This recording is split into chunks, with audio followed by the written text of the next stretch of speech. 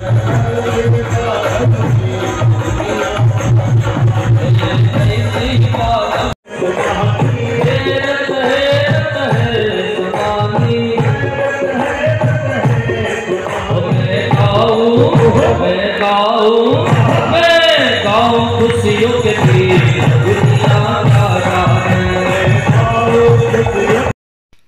हम आपको भागवत का वो अंश दिखाने जा रहे हैं जिसे संस्कारधानी राजनांदगांव में ओ कान्हा ग्रुप महिला मंडल के द्वारा स्टेट स्कूल में जो आयोजित की जा रही है, वहाँ से हम सीधा ब्राह्मणों का भागवत यानी संस्कारधानी राजनांदगांव में किस तरह से भागवत का वाचन हुआ, जहाँ पर लोग आए, पूजा पाठ किए।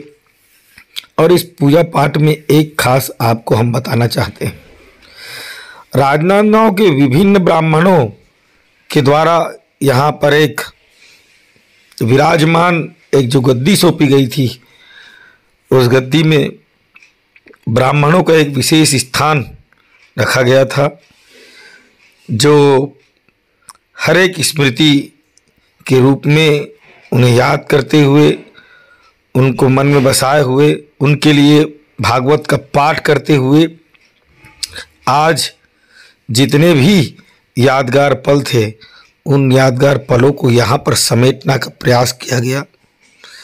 ये वो लोग हैं जो किसी के नाम से, श्रद्धा और भक्ति के नाम से यहाँ पर उनकी याद में इस भागवत का वाचन करने के लिए प्रतिदिन आते हैं।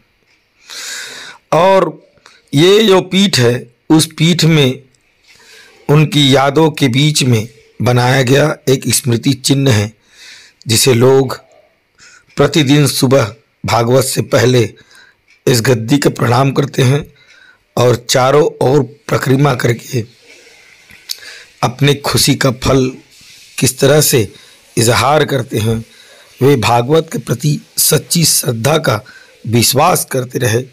6 दिनों तक इस स्टेट स्कूल में लोग अलग अलग तरीके से यहाँ पर भागवत का वाचन किया और भागवत को अपने जीवन में उतारने की एक चेष्टा की गई।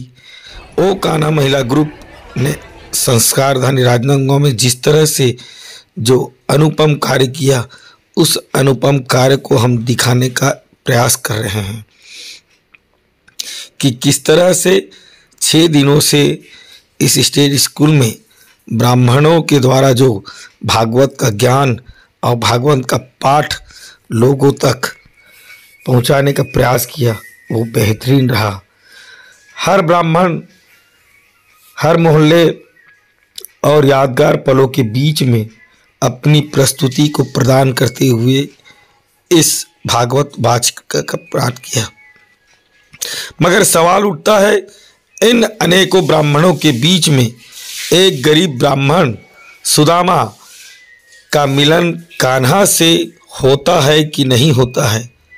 आज हम उसे दिखाने का प्रयास करेंगे कि इन ब्राह्मणों के बीच में जो गद्दी में बैठे हुए हैं और वो ब्राह्मण जो द्वार पर कृष्ण के द्वारपालों ने जो रोक रखा है, क्या उनका मिलन आज भगवान श्री कृष्ण से होगा या नहीं होगा? ये तो आने वाला वक्त ही बताएगा या आने वाला पल ही बताएगा। पर सुदामा ब्राह्मण का चरितार्थ ब्राह्मणों के बीच में प्रसिद्ध है।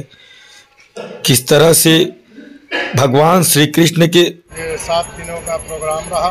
22 तारीख से लेकर 23 तारीख तक ये प्रोग्राम बड़े ही व्यवस्था से, बड़े ही अच्छे सुंदर तरीके से चल रहा है। बॉम्बे से पधारे हुए पूज्य श्री नरेश भाई जी राजगुरु जी के द्वारा उनके मुखार बिंदुओं से बड़ी सुंदर भागवत की कथाएं, अमृतमय कथाएं चल रही हैं, जिसमें हमारे संस्कारधानी राजनांदगांव के समस्त सर्व समाजगण के लोग बड़े आनंद से लगे रहे और बड़े सभी उत्सव बड़े धूमधाम से मनाए गए। कृष्ण जन्मोत्सव, रुक्मिणी विवाह और वामन चरित्र की कथा सुनाई गई, रामचरित्र की कथा सुनाई गई। सभी उत्सवों की झांकी बड़े धूमधाम से निकाली गई। राजनांदगांव हमारे संस्कार धानी के समस्त भक्तगण दर्शनार्थी इस कार्यक्रम में खूब आनंद लिए। बड़ा आनंद आया, सबको भूरि भूरि प्रशंसा हुई। 60 ब्राह्मणों के द्वारा यहाँ पोथियाँ रखी गई हैं। कोरोना महामारी में जो व्यक्ति चले गए हैं, जिनका कोई श्राद्ध कर्म आदि नहीं हुआ, तर्पण आदि नहीं हुआ, उन सब के मोक्षार्थ ओ कान्हा महिला मंडल के द्वारा ये कार्यक्रम कराया गया। और नारी शक्ति को बारंबार प्रणाम है। अन्य क्षेत्र भी चल रहा है। प्रतिदिन 1000-1200 भक्तगण 2000 के लगभग भोजन प्रसाद भी पा रहे हैं और कथा बड़े सुंदर रूप से चल रही है। आज सुदामा चरित्र की कथा सुनाई जाएगी और इस यज्ञ का आचार्य मैं राजनांदगांव का आचार्य अनिल महाराज जी सभी ब्राह्मणों का नेतृत्व कर रहा हूँ। बड़े सुंदर रूप से पोथियाँ बैठे ब्राह्मण लोग पाठ कर रहे हैं। बड़ा सुंदर कार्यक्रम ये चल रहा है। जैसे कि आप देख रहे हैं कि ओ कान्हा ग्रुप महिला मंडल की एक शानदार प्रस्तुति यहाँ पर लगातार स्टेज के मैदान में चल रही है। कृष्ण भगवान की विभिन्न रूपों का व्यक्तित्व विस्तार करते हुए जिस तरह से रसपान यहाँ के भक्तों को दिया जा रहा है, एक सुंदरमय और एक बेहतरीन कार्यक्रम का आयोजन इस संस्कारधानी राजनांदगांव में किया गया है, जिसका सीधा प्रसारण आप देख रहे हैं। पंचायत न्यूज राजू सोनी के साथ राजू सोनी।